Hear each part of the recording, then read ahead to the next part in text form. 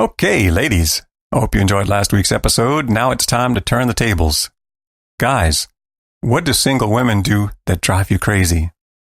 Pay attention, ladies. Hey, this is Todd.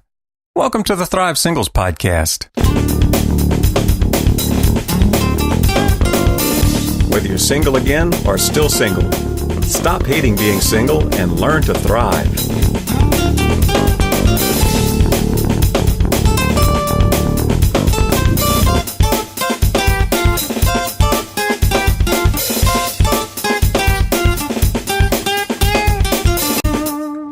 And welcome back to this week's episode of the Thrive Singles Podcast.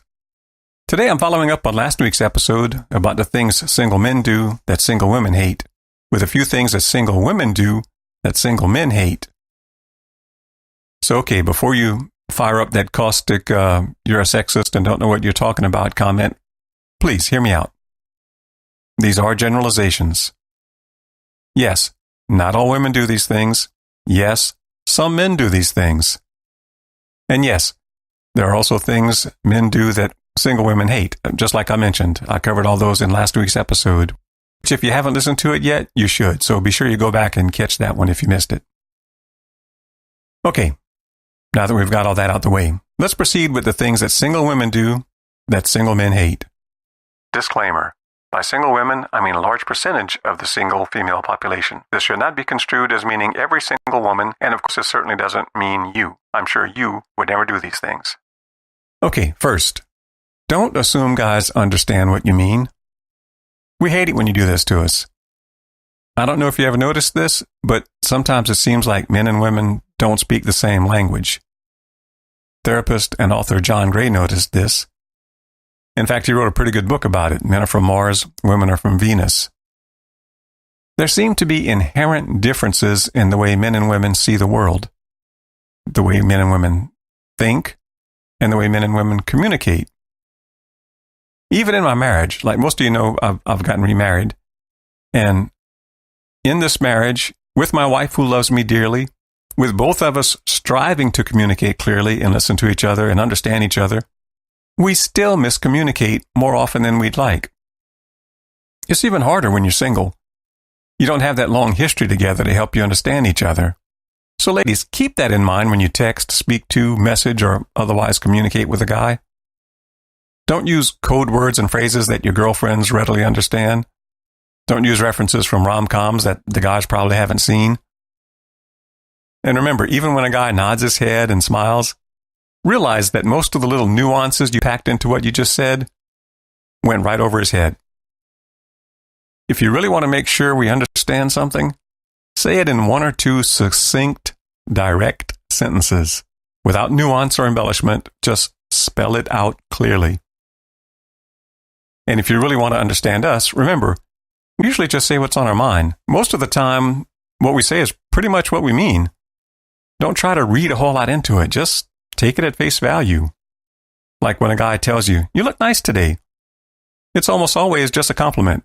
It's very rare that would be some kind of backhanded shot at how you looked yesterday. Okay, number 2. Don't assume guys understand what you feel. We hate this. In general, most women are very in touch with their feelings. In general, most men are not. You know how you feel. We don't. We don't know what we're feeling, and we certainly don't know what you're feeling. We just don't usually think in those terms. One of the cruelest games women play with men is the, "if you really cared about me, you would know," whatever game. Men hate that game. We can't win. Now, a good husband can make significant progress in learning to understand how his wife feels. It doesn't come naturally, but we can, through diligent effort, gain some rudimentary grasp of your emotional complexities. A single man? Unless a guy grew up with sisters, it's very likely going to be a long time for him to get even the slightest glimpse into what you're feeling and why. So here again, spell it out clearly for him. Don't frustrate and humiliate him by making him guess. Number 3, don't assume guys know what you expect. Men hate guessing games. We hate having to learn what you expect through trial and error, and error, and error, and error. I mean, give us a few hints, a few clues, a little guidance. I promise you, we don't go out of our way to disappoint or upset you.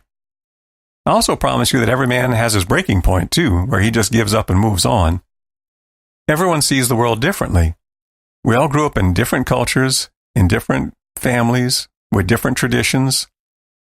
Something as simple as opening a door for a woman can elicit a completely different response depending on whether that woman was raised by a more conservative mom or a feminist activist.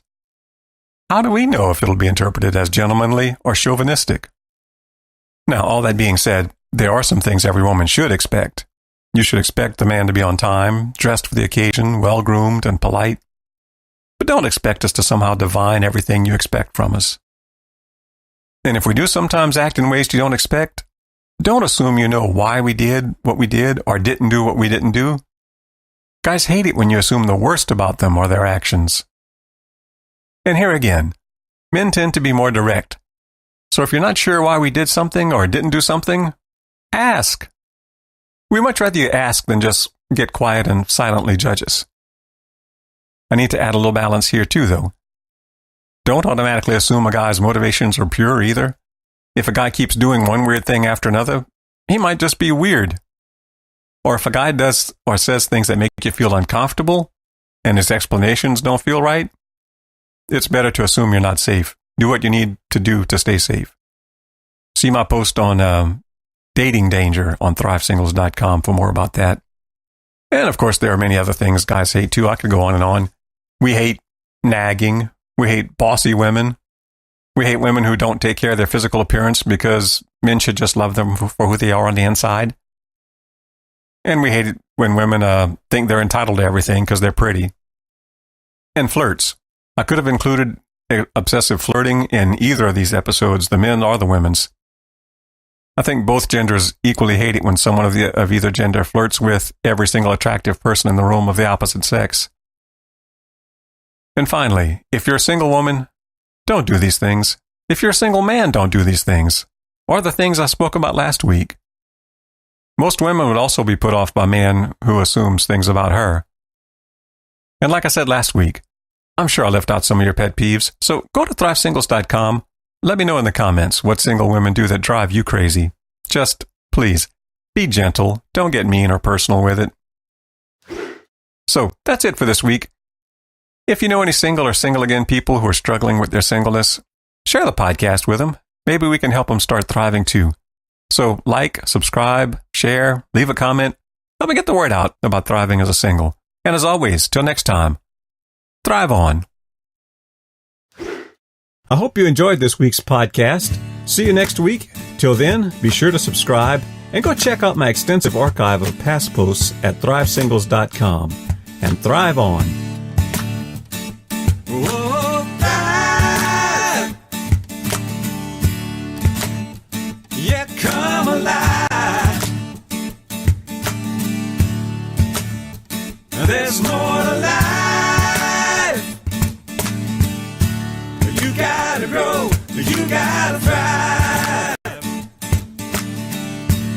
Whoa, whoa, you gotta thrive.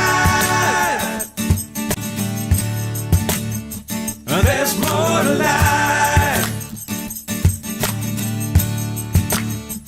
than to just survive.